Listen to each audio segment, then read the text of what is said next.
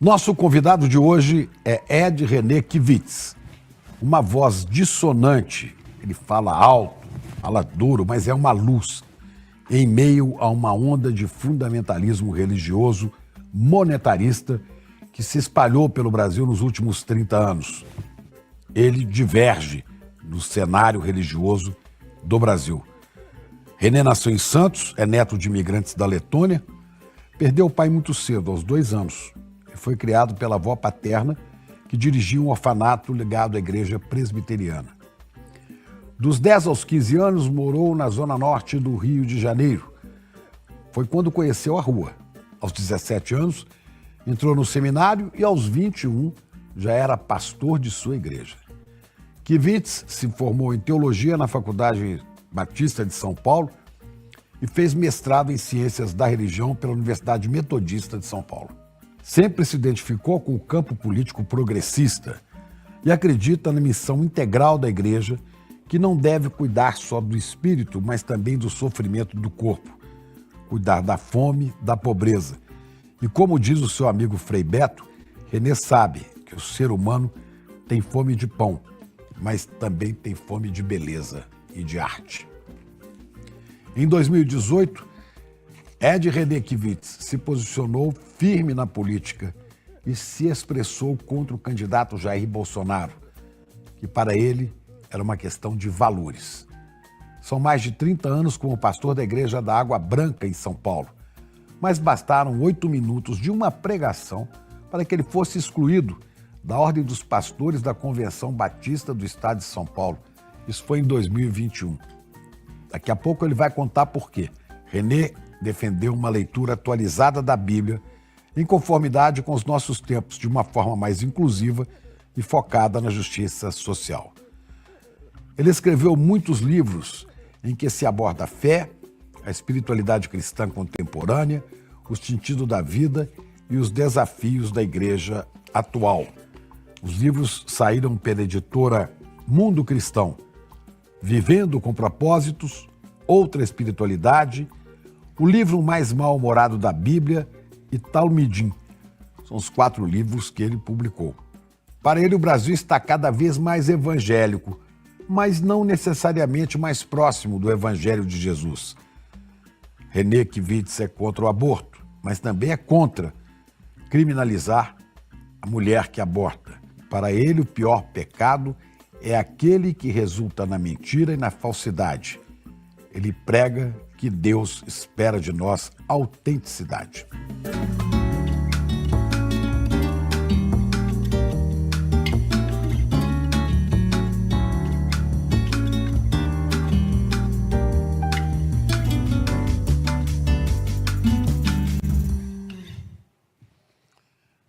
Pastor Kivitz, prazer enorme te receber aqui no ICL.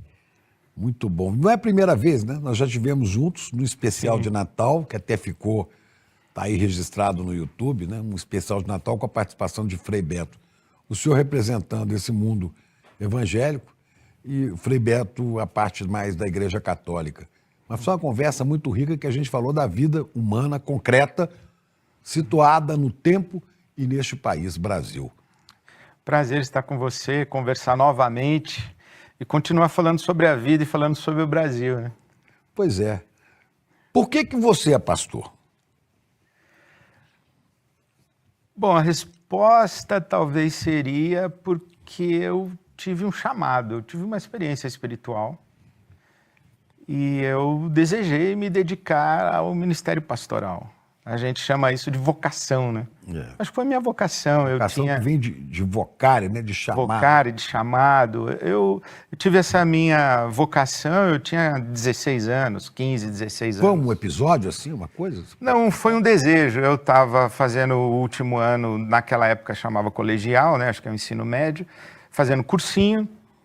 E lá pelas tantas, ali, antes das férias de julho, eu falei, eu quero ser pastor, eu quero ser pastor. Eu fui falar com o meu pastor, eu quero ir para o seminário. Ele falou assim, então você vai continuar fazendo cursinho, como se você fosse fazer o vestibular, e chegando no fim do ano, se você ainda quiser ir para o seminário, eu te recomendo.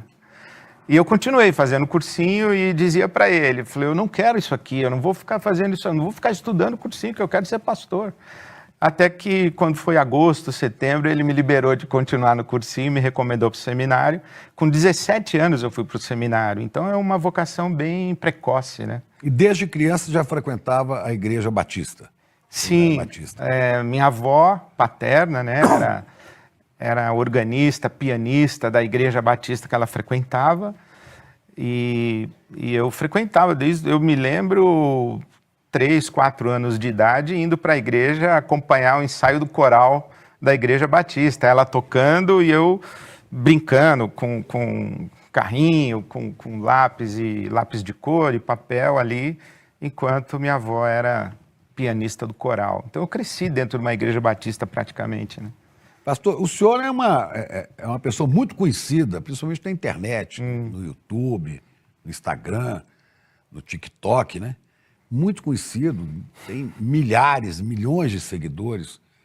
E, no entanto, está fora dessa, vamos dizer assim, dessa linha de igreja pentecostal, né, que eu chamei aqui de fundamentalista monetarista. Sei. Né?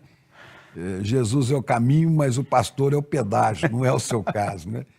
A minha tradição é batista, né? Eu sou pastor de uma igreja batista. A igreja batista é uma organização, primeiro que toda a igreja batista é autônoma, o governo é democrático, congregacional.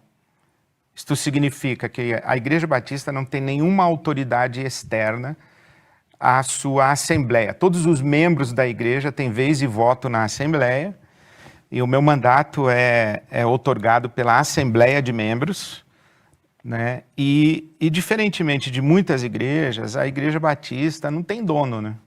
Mesmo, por exemplo, eu fui pastor da Igreja Batista de Água Branca, o pastor presidente, por 36 anos, deixei agora, o mês passado. Então a igreja não é minha. A governança da igreja tem a sua autoridade, que o pastor é uma das vozes da comunidade, mas não é a voz, não é a única voz, e muito menos não é o dono da voz, né? E não há uma orientação, né, assim, dogmática de uma liderança, porque todos têm a mesma, ou pelo menos a mesma tendência, né? Na tradição batista, não, porque justamente por isso. Nós não temos um órgão... Papa, um bispo, não tem papa, não tem um bispo. concílio, não tem bispo, não tem como os presbiterianos. Eles têm os presbitérios regionais, eles têm o Supremo Concílio no Brasil, por exemplo. Então, tem uma autoridade externa à comunidade local que dita a linha teológica, doutrinária, ética. Na Igreja Batista, não. Cada Igreja Batista faz o seu caminho. É claro que tem afinidades, mas não tem subordinação e hierarquia. Por isso é um espaço mais plural, mais democrático, né? Com mais diversidade, com possibilidade de divergência, com possibilidade de interpretações diferentes do Evangelho, mas com afinidades, né? Pois muitos são criticados, né, por usar a igreja para fazer dinheiro, para ter poder. É dinheiro, poder, notoriedade, né, ser conhecido. E muitos se metem também na política, mas bem nítido que tem essa intenção. O senhor entrou na política também, mas meio na contramão dessa turma toda, né? Por quê? Eu entrei na política média. Eu não sei se eu diria, ou se eu concordaria que eu entrei na política. Mas o senhor fala de política. Mas eu falo nos de cultos. política, nesse sentido eu falo. Nos cultos também mais ou menos. É muito interessante essa discussão aí, Chico, porque muitos pastores evangélicos hoje no Brasil, eles são mais atores políticos do que líderes religiosos. Eu me considero um líder religioso que fala sobre política. Eu me considero um líder religioso que faz uma leitura da sua sociedade, do seu país, e que interfere no debate público a partir do meu lugar. Eu preservo a minha ótica de leitura crítica da sociedade, de contribuição para o debate público a partir da minha pauta de valores como líder religioso. Então, eu não sou um cientista político, não sou um ativista político, não sou sociólogo, não sou Mas é uma jurista, pessoa que estuda a mas eu falo sobre política. Eu tento iluminar a minha vida em sociedade, porque a religião e a igreja, a experiência religiosa não é uma coisa à parte da sociedade. Então eu me dirijo a cada domingo para um auditório que não vive na espiritosfera. Eles pagam conta de luz, eles pagam aluguel, eles ficam desempregados, eles sofrem a variação cambial, isto é, tá todo mundo ali. Então, Mas eles votam também. E eles votam também. Então, eu me dirijo, eu tento ler o Evangelho de tal maneira que a leitura do Evangelho ilumine a maneira como eu me porto no mundo, como eu me porto na arena pública. O Evangelho tem que iluminar a minha vida, né? O Evangelho não é uma coisa que diz respeito à minha vida depois da morte. Diz respeito aqui. O Evangelho, inclusive Jesus diz, né? O reino de Deus chegou. O reino de Deus está aqui. O reino de Deus não é uma realidade abstrata, metafísica, pós-morte. O reino de Deus é uma experiência concreta, uma experiência histórica, humana, tem a ver com o corpo, tem a ver com a fome, tem a ver com a violência, tem a ver, enfim, com o pão na mesa, né? Ou como disse o Beto, nosso amigo, pão, beleza, utopia, é o evangelho do reino de Deus. Pois é, o senhor se manifestou na eleição de 2018, né, onde começou a haver muita discussão, porque o senhor se manifestou né, anti-Bolsonaro. Sim. Por quê? Sabe que quando você diz, você entrou na política, eu diria que 2018 foi quando eu entrei na política. Porque até 2018 eu entendia, entre aspas, tá bom? Atenuando, o meu inimigo era a religião institucionalizada. A religião como uma experiência dogmática, legalista, moralista, excludente, sectária, opressiva, castradora da liberdade das consciências. Então, eu tentava pregar o Evangelho como um caminho de libertação, mas de libertação da própria religião opressora. Quando chegou em 2018, eu acho que observando o movimento da nossa sociedade, e principalmente, Chico, observando o movimento da chamada Igreja Evangélica no Brasil, aquilo me chocou muito profundamente. Eu digo que a notícia do ministro da Cultura no Chile, que foi nomeado num dia, no outro dia fez um discurso atenuando a ditadura chilena e no outro dia foi exonerado da função. Eu falei, bom, os chilenos tiraram o ministro da Cultura em um dia de mandato, por atenuar a ditadura de Pinochet. Uhum. Aqui no Brasil, a gente tem um sujeito que vota no Congresso em nome de brilhante Ustra, defende ditadura, defende tortura, disse que a ditadura matou pouco, devia ter matado uns 30 mil, e essa pessoa não apenas não sofre uma disciplina ética, mas é guindada a figura de candidatura à presidência da República com apoio da igreja evangélica e dos pastores evangélicos. Eu fiquei indignado com aquilo. Então, inclusive, eu disse assim, olha... O senhor chegou a falar isso no culto? Falei no púlpito, eu falei, olha, vocês querem uma alternativa ao PT? Vota no Amoedo, vota na Marina... Vota no qualquer um, menos nesse cara, porque ele deveria estar fora do que seria considerável ou aceitável no debate público. Para mim é muito simples, mas parece que não. Pois é, e tem muita gente que se diz, que professa fé cristã, evangélica, e que não só votou, como tem uma fidelidade absurda a Bolsonaro. Várias igrejas, né? Uhum. Inclusive um pastor aqui, que eu não vou dizer o nome dele, mas é público, ele fazia palanque para Bolsonaro, né? Esse pessoal todo fazendo campanha aberta para ele. O que é isso? Como é que isso entra na cabeça do pastor? Talvez ele ganhe muito dinheiro com isso, ganha prestígio, ganha poder, mas e o fiel? Eu acho que tem uma relação rasteira com esse conluio aí, entre o altar e o trono, digamos assim. Que é isso, é interesse financeiro, é sabido que muitos pastores e suas respectivas igrejas têm milhões de dívidas com o governo e etc. Então, mas eu acho que isso aí é um nível muito superficial. Tem interesse tem meios de comunicação? Interesse de comunicação e de poder e etc. Eu acho que tem um segundo nível, que é uma ingenuidade e, na minha opinião, inclusive, uma perversão do espírito da evangelização, acreditar que o amálgama com um braço de Estado ou de governo favoreceria a evangelização do país. Então, os religiosos usam os políticos com interesses religiosos e os políticos usam os religiosos com interesses políticos. Mas eu também acho que é um segundo nível, um pouquinho mais baixo. Mas eu tenho uma intuição. Se a gente pegar a psicologia de massa e tentar fazer uma análise, vamos fazer uma leitura de psicologia de massa, eu acho que existe na comunidade evangélica um certo ressentimento histórico em relação ao catolicismo.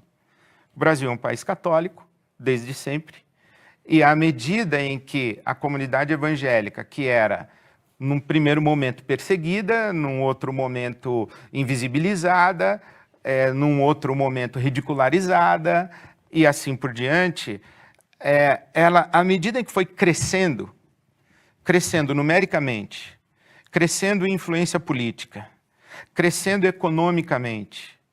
Quando essa igreja evangélica, essa massa evangélica, deixou de ser traço e ela se tornou uma força capaz de determinar rumo de eleição, de constituir uma bancada no Congresso que é representativa e que tem força de negociação nesse maldito presidencialismo de coalizão, quando a igreja evangélica se percebeu forte, ela disse, bom, agora é a nossa vez. Sempre foi a igreja católica, agora Sempre foi a igreja católica, agora é a nossa vez. E eu penso que determinadas lideranças acreditaram nisso. Agora é a nossa vez. E encontraram no Bolsonaro uma figura que ou leu, ou alguém leu, o que eu acho mais provável, e ofereceu Bolsonaro dizendo, olha, vocês não querem agora governar? Está aqui o boneco que vocês vão usar para governar. E um pastor apresentava, esse que eu falava aqui, citando a Bíblia, né? Uhum. E Deus escolheu coisas vis, as coisas desprezíveis. As coisas fracas e desprezíveis para humilhar as fortes, para que a glória seja de Deus e não do instrumento usado. E o Jair de cabeça baixa, ouvindo e falando assim, estou ganhando multidões, sendo apresentado como um dessa sujeito... maneira aí. Né, como um sujeito vil, idiota, desprezível e tudo mais. Né? Então eu acho que existe no imaginário das lideranças evangélicas essa ideia de que um Estado aparelhado e um governo associado a uma representatividade religiosa pode favorecer a evangelização do Brasil, o que eu acho uma grande tolice desde Constantino que esse negócio não funciona. Eu digo, Chico, o seguinte, que é inimaginável Jesus Cristo chamando seus discípulos, os apóstolos, dizendo, pessoal, é o seguinte, nós temos que conquistar o Senado romano e fazer com que um de nós se torne imperador. Nós vimos o que aconteceu quando um cristão, com aspas ou sem aspas, se tornou imperador. Desde Constantino, o movimento de Jesus deixou de ser um movimento de Jesus e passou a ser um movimento constantiniano. Porque Constantino fez tudo o que Jesus mandou não fazer. Ele refez tudo que Jesus dissolveu. Né? E hoje, o movimento cristão... Foi no governo de Constantino que a igreja se torna a religião oficial do Império, ou pelo menos os primeiros passos. É com Teodósio que vem o Edito de Milão, que transforma o cristianismo a religião oficial do Império. Mas é Constantino quem se converte e começa a usar a presença dos cristãos no Império Romano para estender as fronteiras e os limites do seu império. Agora veja o seguinte, o sujeito tem um bispo lá na ponta, nomeado pelo imperador. O bispo é homem de confiança de Deus ou é homem de confiança do imperador? Ele está lá para defender os interesses do reino de Deus ou os interesses do império? Essa é a pergunta que fica. Porque se é para defender os interesses do reino de Deus, ele tem que se levantar contra o império.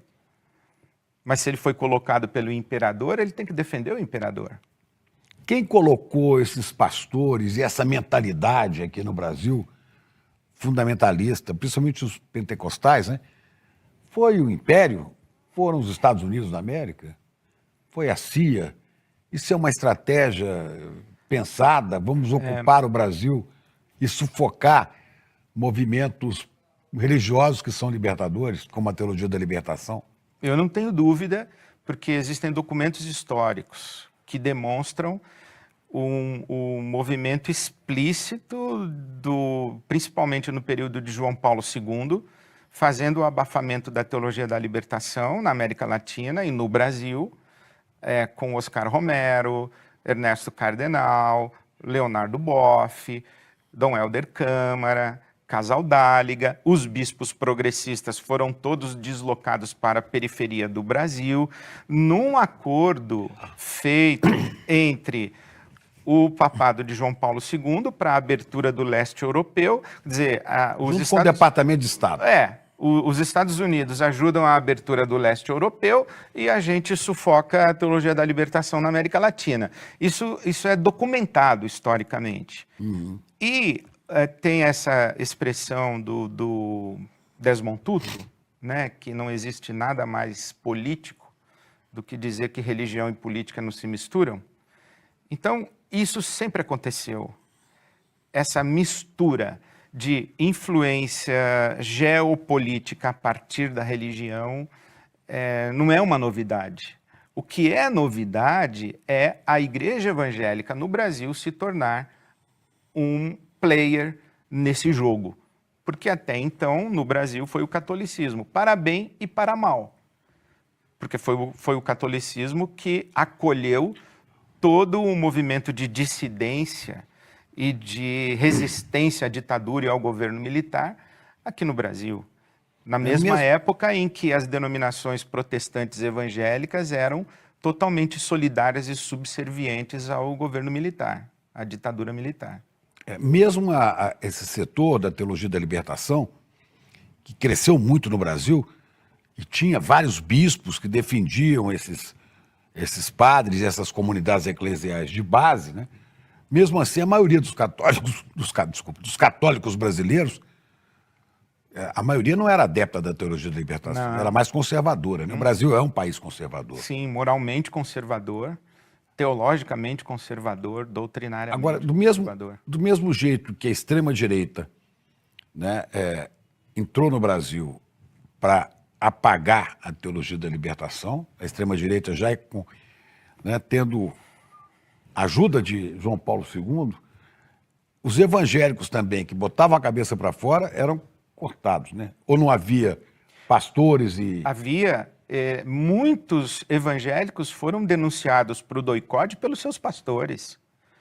Muitas lideranças de corpo docente dos seminários protestantes foram dispensadas e entregues à ditadura pelas lideranças religiosas das denominações históricas. Havia naquela época pastores que faziam oposição à ditadura? Sim, eu sei que havia, por exemplo, pastor Rubem Alves. É isso que eu ia falar. Rubem Alves é talvez o maior exemplo da época. A tese de doutoramento de Rubem Alves, publicada em 1969, deveria ter sido publicada como Da Libertação, mas o tempo não era propício, então o título foi Da Esperança. Somente depois foi feita uma nova edição com o título correto, Da Libertação.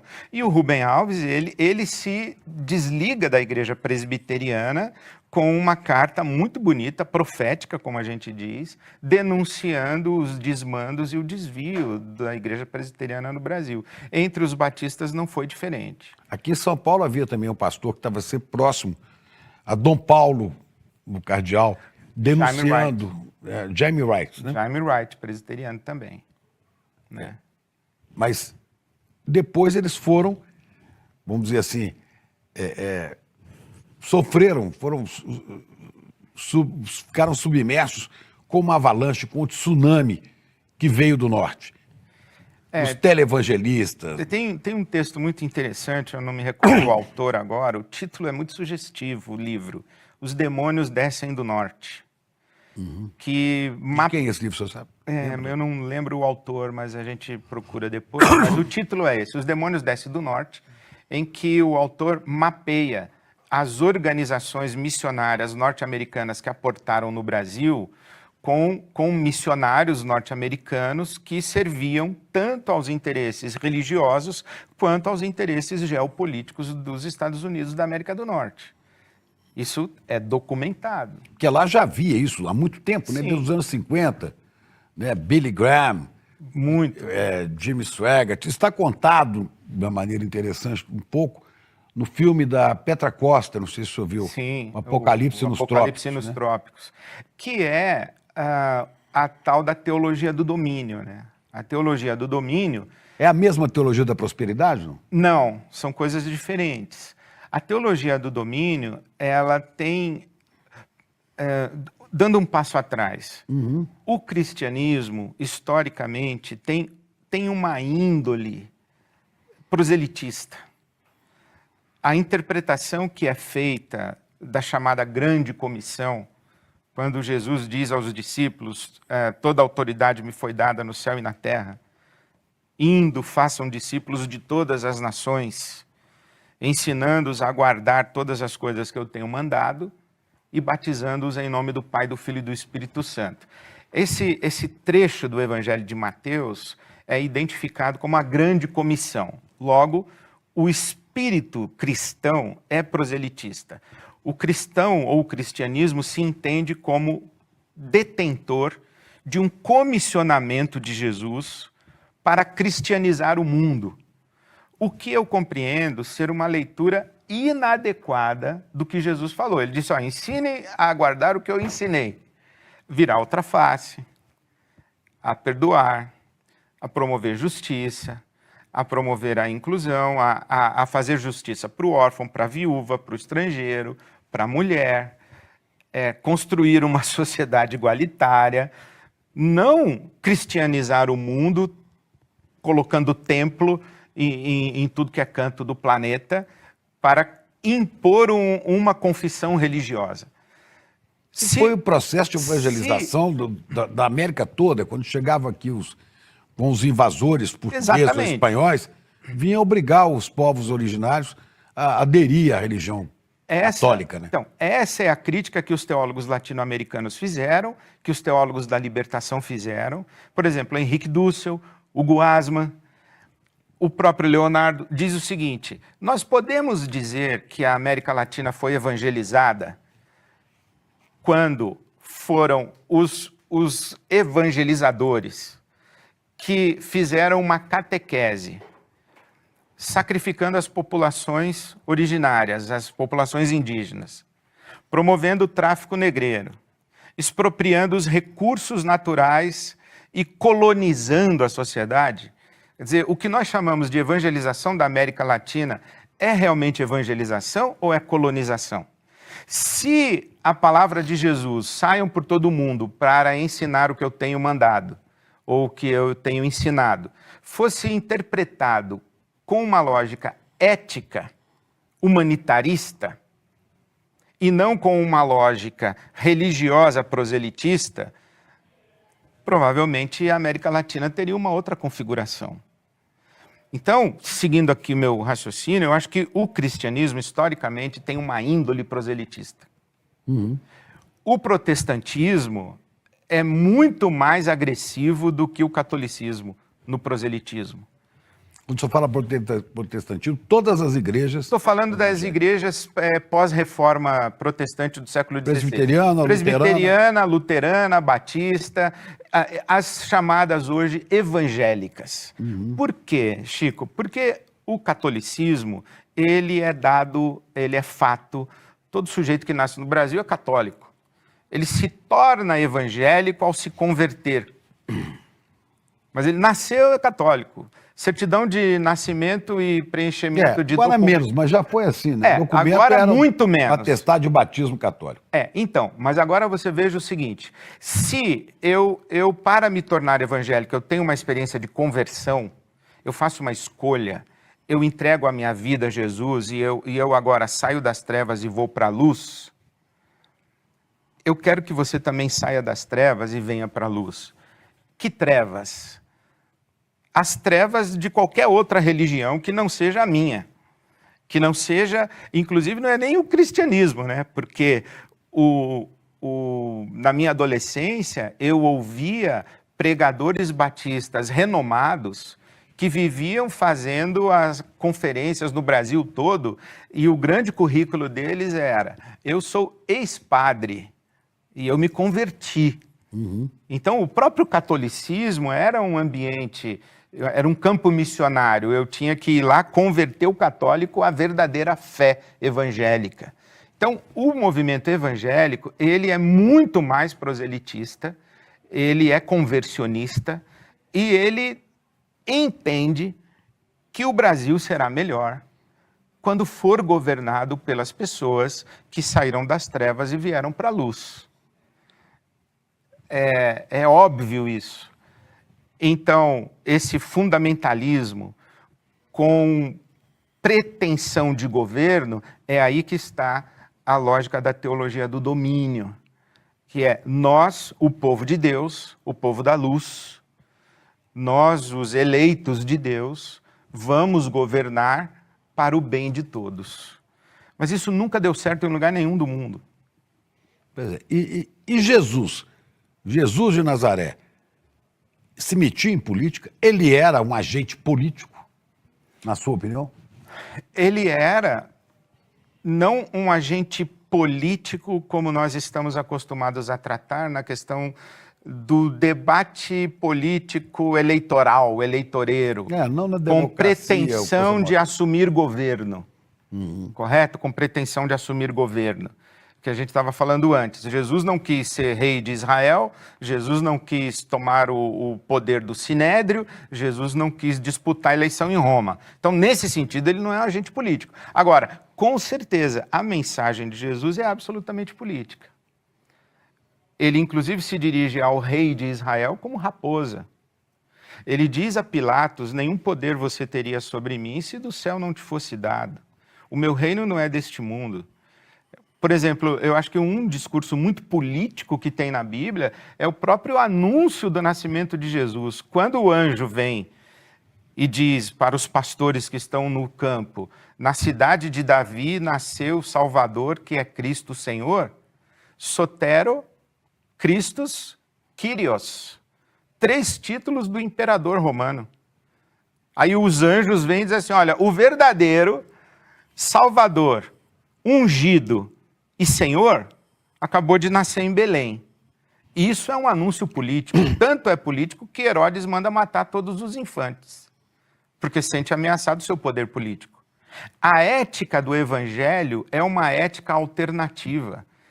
Então, por que a gente tem... É uma ética política, né? É uma ética política. No sentido, não partidário, mas no sentido de entender a organização da vida na polis, na cidade. Então, e por que nós temos que dizer que essa PEC da blindagem é uma puta vergonha?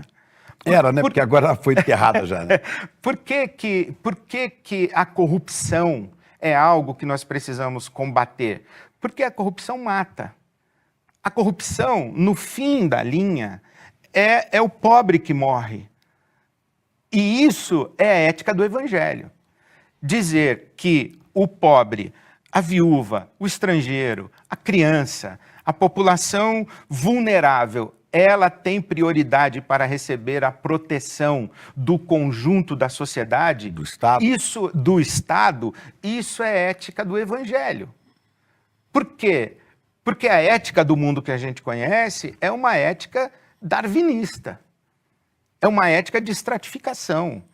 Nós temos um país que é estruturalmente racista, um país que é estruturalmente machista, um país que é classista. É óbvio isso daí. Então, quando a gente diz, por que você é contra isso? Porque você é de esquerda? Não, porque eu sou cristão. Eu sou contra tudo isso porque eu sou cristão. Eu falo contra a homofobia, não é porque eu sou gaysista, é porque eu sou cristão. Eu não posso admitir que uma pessoa, que um casal homoafetivo andando de mãos dadas na Avenida Paulista seja agredido, sofra violência, seja assassinado. Porque tem uma orientação sexual. Porque tem uma orientação sexual ou uma identidade de gênero. Então, você é gaysista, você é esquerdista? Não, eu sou cristão. As pessoas não conseguem entender isso. Você é contra a tortura? Eu falo, claro que eu sou contra a tortura, porque eu sou cristão. Porque o seu fundador religioso, o Jesus, foi torturado. Porque foi um preso político, um assassinado por um império. E torturado. E torturado. É por isso. Né? É muito interessante essa ideia que Deus não faz acepção de pessoas. Sim, ele não faz acepção de pessoas, mas ele tem lado. O lado de Deus é sempre o lado da vítima. Tem um texto maravilhoso do Elie Wiesel, ele diz o seguinte, no campo de concentração tem 2 corpos pendurados numa forca, esquálidos, e alguém pergunta, onde está Deus? E outra voz responde, pendurado na forca. Deus está lá. As pessoas leem a Bíblia como se fosse um livrinho de história intocável. Elas leem a Bíblia com a mente ocidental cartesiana. Elas não entendem que a Bíblia, a história de Caim e Abel, de Adão e Eva, ela não foi escrita no dia seguinte que o Adão apareceu e que a Eva apareceu. A literatura bíblica, ela foi escrita provavelmente quando o povo de Israel estava vivendo o império na Babilônia, estava vivendo o cativeiro na Babilônia. A Bíblia foi escrita, a tradição bíblica foi consolidada depois que o povo de Israel teve contato com a Pérsia, com a Babilônia, com os povos daquela situação ali, e ofereceram ao mundo de então uma outra perspectiva ética, um outro paradigma de vida em sociedade. E já no primeiro fato fundante da tradição de Israel, se diz, olha, mesmo a vida de um assassino como de Caim tem que ser protegida. E já havia outras versões sobre a história do homem, sobre a terra, do ser humano. Né? Havia no Oriente, né? No budismo havia outra versão. Na Índia, várias, né? Várias. E códigos éticos dos povos antigos. Mas o que é importante a gente sublinhar é que a tradição de Israel traz uma ética muito evoluída, inclusive para o tempo da época, para aquela época. Por exemplo, pastor, mas na prática, por exemplo, não se aceita na tradição de Israel sacrifício de vidas humanas a uma divindade. Todos os povos faziam. Então, para que serve o mito de Abraão? Para ensinar que o Deus de Israel não aceita que se mate filho em sacrifício para ele. Mas por outros motivos pode matar, né? Aí que o pessoal vem dizer que pode, né? Como diziam os conquistadores, os invasores das Américas, né? Que matavam, porque os povos originários não têm alma. O índio exatamente. Os indígenas, os negros não têm alma. E nem mulher, né? Tem alma. Isso é que pode abusar, pode matar, escravizar. Mas Jesus contou uma parábola. Que 2 homens foram ao templo orar. Um disse, graças te dou porque eu não sou como essa gentalha. Eu sou justo, eu sou correto, eu sou homem de bem. Homem de bem, opa! Né? Eu sou homem de bem. Então mate todo mundo aí, graças te dou porque eu não sou como essa gentalha. Já o outro que orou, não ousou levantar os olhos aos céus e disse, tem misericórdia de mim que sou pecador. Quer dizer, o grande problema da sociedade, Chico, é o justo. É o homem de bem. É o que se julga virtuoso. Porque ele se julga especial. Se julga especial aos olhos de Deus e se julga com a prerrogativa de matar quem ele acha que não é homem de bem. Então, o problema da sociedade não é o bandido que mata, porque o bandido que mata, ninguém aprova bandido que mata. A gente sabe que é bandidagem. O problema é quando o justo mata, e mata em nome de O Deus. justo é que a gente Entre chama aspas, de né? o homem de Deus. O homem de bem. E o homem de Deus. É o que se De julga Deus, pátria e justo. família. É, o que se julga justo é Deus, pátria e família. Não é? É de um fascismo incrível que como é que ninguém percebe, né? E é um tal de Deus. Todo lugar que você vai, Deus, Deus. Até me lembro e gosto de citar, tem um samba de um sambista que eu gostava muito, era meu amigo, né? Faleceu, Almir Neto. Ele tem um samba que a letra diz um pedaço assim: Deus te guarde, Deus te guie, Deus te acompanhe. Deus é nosso pai, é nosso guia, mas tudo que se faz na terra se coloca Deus no meio. Deus já deve estar de saco cheio. Né? Ele fala que o povo está se matando, o povo está oprimindo, mas Deus deve estar de saco cheio, porque tudo é em nome dele, né? É fato. Ou o outro, né? O Deus está conosco até o pescoço, né? Né? É outra da MPB.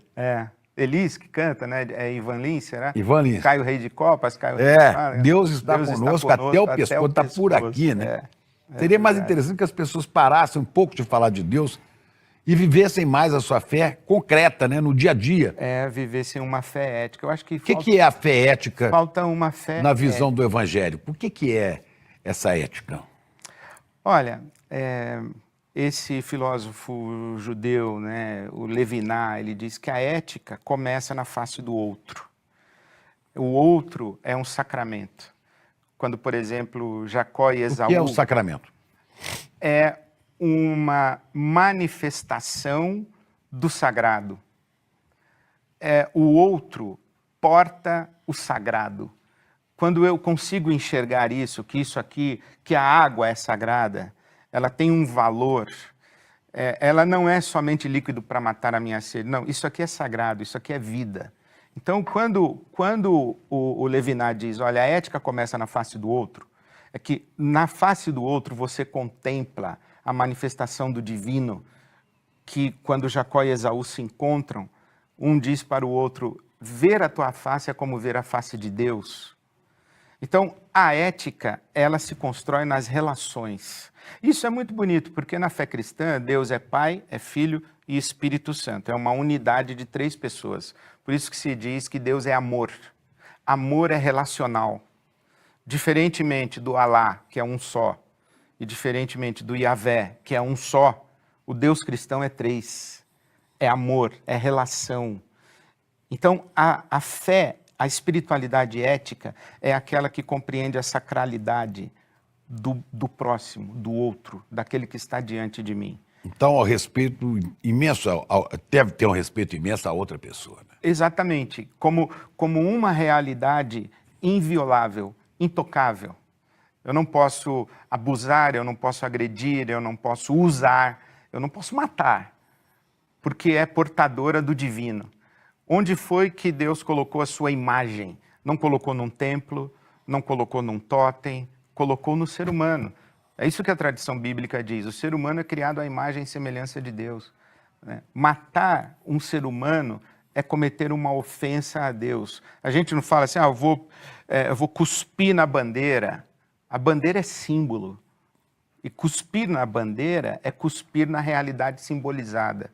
Agredir um ser humano é agredir a realidade que ele simboliza, que é o próprio divino. Então, uma espiritualidade ética, ela é uma espiritualidade de respeito nas relações. E o que a gente tem? E não quer, só interromper um pouquinho, porque não quer dizer, quando o senhor falou, não, aqui no cristianismo, Deus é trino, são 3.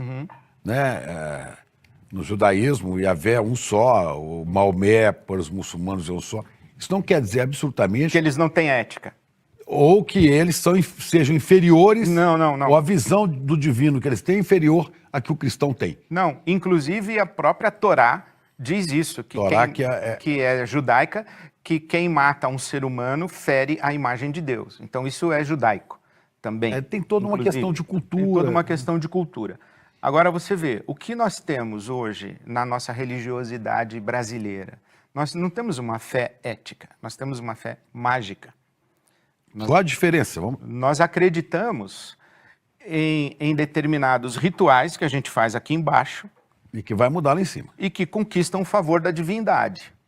Eu dou um dízimo na igreja e ganho um emprego na segunda-feira. Eu faço jejum e Deus inclina o coração do juiz na causa trabalhista em meu favor. Quer dizer, essa... Eu faço o seu quê? Por uma doença, né? Eu faço a novena de oração, eu vou na corrente da fé, enfim. Essa ideia de que pela nossa virtude não, eu diria, pela nossa prática ritualista religiosa, a gente manipula o poder espiritual divino a nosso favor. Isso tem sido muito comum, até em emissoras de televisão que a gente assiste cultos, né? Exatamente. Em que às vezes eu acho que a divindade que preside esses cultos não é definitivamente não é a visão de Deus, é do capeta, porque tem que tirar... Não, o sujeito está possuído, tem que exorcizar. Né? E quando exorciza, é porque alguém pagou, ou porque o cara é exorcizado. Quem manda ali é o capeta. Os pastores servem para tirar o capeta, né? Ou por exemplo, fazer... olha que raciocínio lógico, inteligente e diabólico. O sujeito vai num templo, levando seu pai, um doente terminal, numa cadeira de rodas. Vai pedir o que no templo? A cura divina. Aí o pastor vai e diz assim, se você estivesse levando o seu papai a um médico, você não pagaria?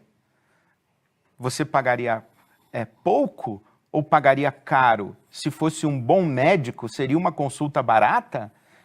Pense quanto você vai deixar de oferta ao Deus Altíssimo, que é o médico dos médicos, para curar o seu papai. Ora, o sujeito que está com o pai na cadeira de roda, ele dá até o que ele não tem. Como que a gente se livra disso?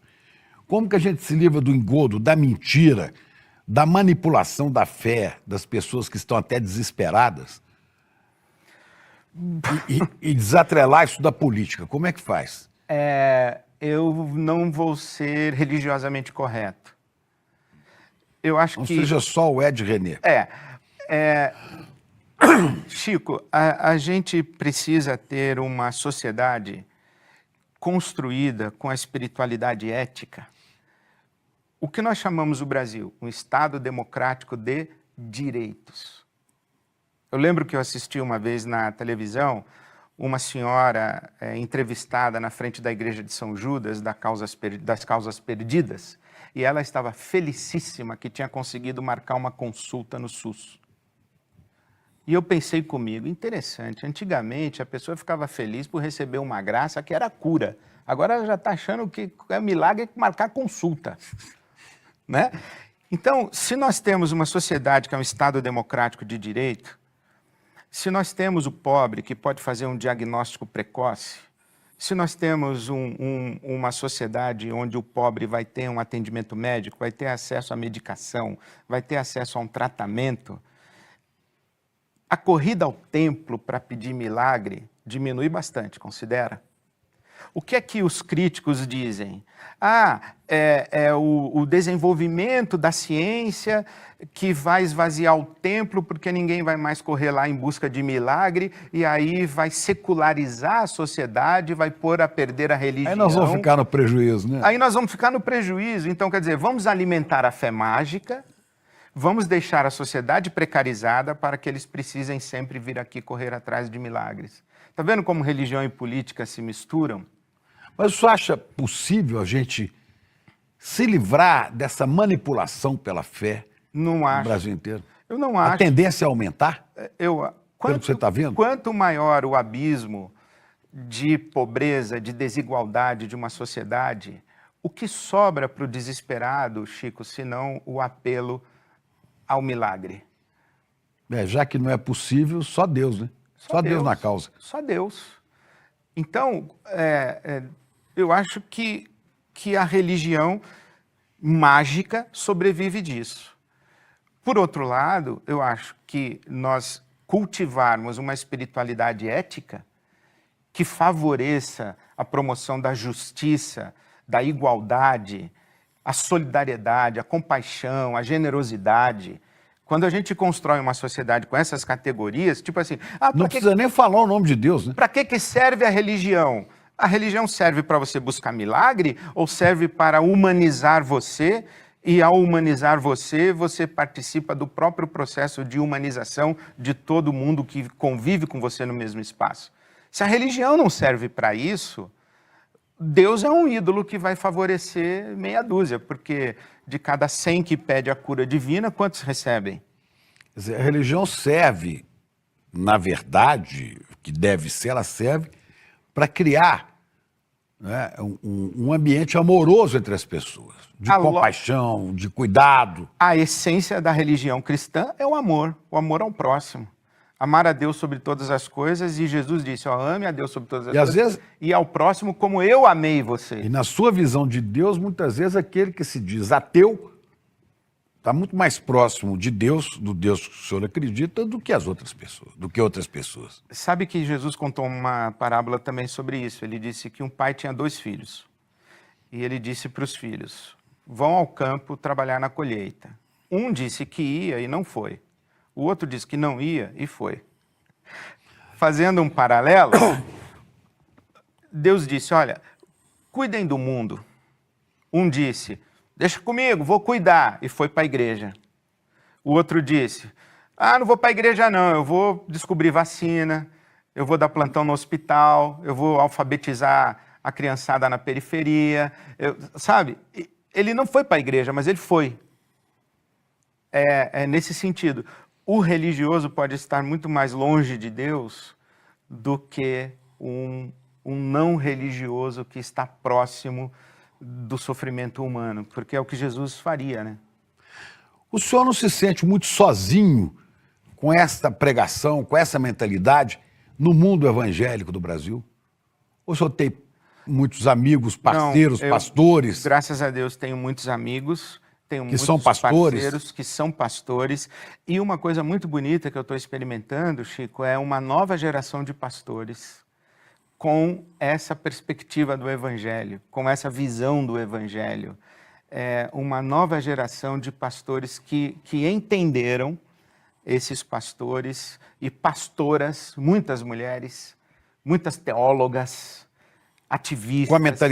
Com a mentalidade aberta. De um evangelho que é favorável a uma sociedade de justiça, de paz, de amor, de solidariedade. Você acredita que seja possível no mundo protestante, no mundo evangélico, surgir em pequenas comunidades algo parecido ao que foi a comunidade eclesial de base da Teologia da Libertação? Quer dizer, grupos que se reúnem, independente de pastores, para meditar sobre a vida à luz das palavras sagradas e exercer uma ação concreta, até política, diferente? Eu acredito porque isso já está acontecendo. Onde? Eu não sei se replica o que foi o movimento da Teologia da Libertação e das SEBs, porque eu acho que aquilo foi uma visita divina para o nosso país. Mas, por exemplo, o grupo religioso que mais cresce no Brasil são os chamados desigrejados, os que deixam de frequentar as igrejas evangélicas. Se os desigrejados fossem uma denominação evangélica, seria a segunda maior denominação do Brasil. A primeira, Assembleia de Deus, e depois os desigrejados. Desigrejados não necessariamente sem fé. Não, exatamente. Eles deixaram essas igrejas que nós estamos chamando de fundamentalistas, ou as igrejas que compreendem a religião como um fim em si mesmo. Uhum. A religiosidade como um fim em si mesmo. Gente que acha que é mais digno cantar música para Deus de domingo num templo do que trabalhar por saneamento básico e trabalhar por educação, trabalhar por habitação, por segurança pública. Então, essa gente que acha que a religião é um fim em si mesmo e não entende que a religião é a potência divina para construir mundo, tem muita gente que saiu dos templos e está querendo fazer diferença na sociedade a partir da sua experiência de fé. Eu acredito nisso. Eu acho que o cristianismo sobrevive historicamente por causa dessa gente. O senhor, por pensar assim, é que foi excluído da Convenção dos Pastores de São Paulo? Será como é que chama o conselho? A Ordem dos Pastores Batistas do Brasil. Do Brasil, o senhor foi excluído dela. A Ordem dos Pastores Por quê? Batistas é semelhante ao OAB. OAB, Seção São Paulo, OAB, Sei. Seção... Essa é e tal. Então eu fui disciplinado pela Seção São Paulo e fui excluído da Ordem dos Pastores Por quê? Batistas do Brasil. Concretamente, por esse comportamento, teve um fato? Não, eu acho que teve um fato que foi a gota d'água, que foi o meu sermão na época da pandemia, ainda estávamos em pandemia, quando eu disse que nós precisávamos atualizar a Bíblia. Né? Então, quando você elegantemente me apresentou, você disse que eu defendi uma leitura atualizada da Bíblia. Então, uma pessoa inteligente diz, o Ed está defendendo uma leitura atualizada da Bíblia. Os conservadores disseram, o Ed quer atualizar a Bíblia. Ele acha que ele é mais esperto do que Deus que escreveu a Bíblia. Ele quer corrigir a Bíblia, ele quer reescrever a Bíblia. Eu só queria que falassem de vacina na Bíblia, que não era possível. Exato, eu só queria que alguém entendesse que a Bíblia precisa de uma leitura compatível com o mundo que a gente vive. Né? Porque se a gente não faz uma leitura bíblica atualizada, se a gente não traz o capital de inteligência da Bíblia e aplica para o mundo de hoje, a gente reproduz o mundo bíblico. Então, por exemplo, na Bíblia Sagrada diz que a mulher tem que ficar calada, que a mulher não pode falar na igreja, a mulher tem que, tiver dúvida, pergunta em casa para o marido. Isso está na Bíblia. Está na Bíblia. A Bíblia diz que o escravo tem que obedecer ao seu senhor e servir ao seu senhor como se ele estivesse servindo a Cristo. Está na Bíblia. Então eu falei, olha, se a gente não faz uma leitura atualizada e não atualiza a Bíblia... Mas essa leitura original, ela é muito interessante para quem está em cima. É claro. Para o machão, para o poderoso. Para o rico. É. Né? Uma sociedade estratificada, uma sociedade hierarquizada, ela reflete o tempo bíblico. Mas Jesus inaugurou as relações igualitárias. Jesus diz, olha, é todo mundo irmão, todo mundo irmã, e Deus acima e o resto é tudo igual. O resto tem o mesmo valor, a mesma dignidade e todos os mesmos direitos. Falando, não, isso aí não funciona. Fica Brasil acima de tudo, Deus acima de todos. E eu acima de Deus. Eu acima de Deus, porque eu manipulo ele, inclusive. Né? Claro. Exato. Então, é isso, Chico. Quando a gente quer usar a religião para oprimir, a gente consegue. Quando a gente quer usar a religião para libertar e promover libertação, aí a gente é perseguido e abafado e chamado de herege, que eu acredito que foi o que aconteceu comigo. O senhor E não só comigo, né? Graças a Deus, eu não estou sozinho. Né? Não estou sozinho. Eu sou responsável por um templo aqui em São Paulo, muito movimentado, né? Que é o templo da Igreja Batista da Água Branca, né? Isso. Eu fui pastor presidente da Igreja de Água Branca durante 36 anos. No mês passado eu deixei. Hoje a igreja tem um outro pastor presidente. Eu continuo no conselho. O senhor continua celebrando cultos lá? Continuo celebrando aos domingos, mas hoje não sou mais o pastor presidente da igreja. Qual que é o endereço para quem está assistindo, esteja em São Paulo e queira... É a Avenida Willy Borgoff, 480, na Barra Funda. Na Barra Funda, Isso. Perto do metrô da Barra. Todo mundo muito bem-vindo, todas as pessoas Tem muito culto bem-vindas. lá que hora? Aos domingos, às 9 da manhã, às 11 da manhã e às 18 horas. Temos 3 celebrações dominicais. Esta mentalidade religiosa, ela tem encontrado espaço dentro da sua igreja, por exemplo, para trabalhar com jovens, com outras pessoas, que às vezes até de outras religiões que aparecem por lá, e ser replicada? Sim, graças a Deus. Hoje mesmo, pela manhã, eu estava num encontro de letramento racial com a governança e a liderança da igreja, conversando sobre justiça racial e como ser uma igreja antirracista.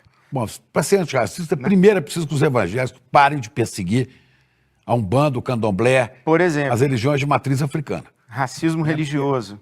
Né?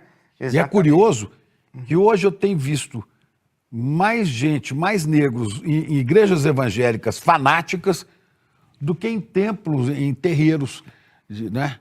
A religião mais negra do Brasil é a igreja evangélica pentecostal, né?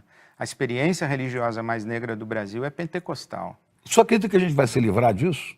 A gente vai se livrar de Disso Deus, que pátria é e isso? família, disso aí que a gente está Não, vendo. a gente tem que se livrar. É cíclico, né? É. Eu não acredito que a gente se livra definitivamente. Sei, Eu mas acredito pelo que a menos- gente se livra, aí vive um tempo, aí daqui a pouco volta, né? É. Eu não sei quem foi o teórico que disse que o fascismo é uma cadela no cio. Foi o Bertolt Brecht. O Brecht, de vez em quando, encontra um macho que também está no cio e fica aí- junto com a cadela e volta essa confusão toda. Infelizmente. Nós estamos vendo isso no mundo, né? No mundo. Mas eu acredito sim que essa onda desse conservadorismo tão odiento vai passar no nosso Brasil. Eu acho que até já começou a passar. As ruas foram cheias novamente numa celebração diferente, que fazia tempo que as ruas Só não... tinha visto nas diretas já. Né? As ruas não se enchiam assim desde 2013, quando ela se tornou o lugar de manifestação de um conservadorismo fundamentalista de direita e extrema-direita no Brasil. E na minha juventude, quando eu comecei a ouvir o Caio, eu falei, tem um outro jeito de compreender o Evangelho. E naquele sermão ele disse que o reino de Deus ele faz a sua marcha na história. E que há muitas marchas na história que são marchas do reino de Deus. E ele falou, entre tantas, a marcha do sal, com Gandhi, foi uma marcha do reino de Deus. Eu falei, bom, E Gandhi não era cristão. a primeira vez que eu ouço um pastor dizer que um não cristão, Gandhi. um hinduísta na Índia, que inclusive disse, aceito o seu Cristo, não aceito o seu cristianismo, né? Que o Gandhi disse, como que a marcha do sal é uma marcha do reino de Deus. Então eu acho que as marchas pela justiça são marchas do reino de Deus, são manifestações e sinais do reino de Deus na sociedade, né? Eu quero crer assim. Pois é, as pessoas ficam aí orando, rezando, pedindo a Deus um monte de coisa, um emprego, pedindo a saúde, pedindo não sei o quê. Eu falo, Deus, na minha concepção, dá amor para você, como pai. Agora, Ele dá a capacidade de você conhecer as coisas. E isso é que te liberta. Não é Deus que liberta. Conhecereis a verdade. Só o conhecimento liberta. É o nosso o lema do ICL, né? né? Que é uma frase de José Martí, um herói da independência de Cuba, quando Cuba se livrou dos espanhóis. Só o conhecimento liberta. Deus te deu a capacidade de conhecer. Lindo. Né? E Jesus disse, conhecereis a verdade vos libertará. Ah, mas aquele que está acima de Deus vivia repetindo isso. Terá um bom tempo, né? Detido, preso, para, quem sabe, a gente espera que leia de novo a Bíblia e descubra, se for capaz, que não é exatamente aquilo. E que venham dias melhores para o nosso Brasil e que a marcha pela justiça e pela paz social continue. Essa marcha do reino de Deus ganhe as ruas e os rincões do nosso país. Obrigado, querido pastor. Prazer estar com você. Muita gente diz que a esquerda falha em produzir novas lideranças no Brasil. Será que é verdade? Uns dizem que isso é culpa do Lula, que não gosta de dividir a atenção nem poder. Outros dizem que isso é culpa das lideranças de esquerda que perderam a sua coragem. Outros dizem que isso é falta de dinheiro que a direita tem de sobra para poder impulsionar as ideias dos novos líderes. E outros ainda dizem que isso é um problema dos meios de comunicação, que não dão espaço e não permitem que essas novas lideranças tenham a exposição que elas precisam para se destacar. Quem será que está com a verdade? Qual será que é o verdadeiro motivo para isso acontecer? Tudo isso é discutido no novo livro de Gessé Souza, um dos maiores intelectuais do nosso tempo, e que vai lançar esse livro com exclusividade, com uma aula sobre o seu conteúdo. Esse lançamento vai acontecer no dia 30 de outubro, às 8 horas da noite, ao vivo, aqui no ICL. Chame seus amigos e amigas para participar também. E se inscreva agora, para não perder essa chance.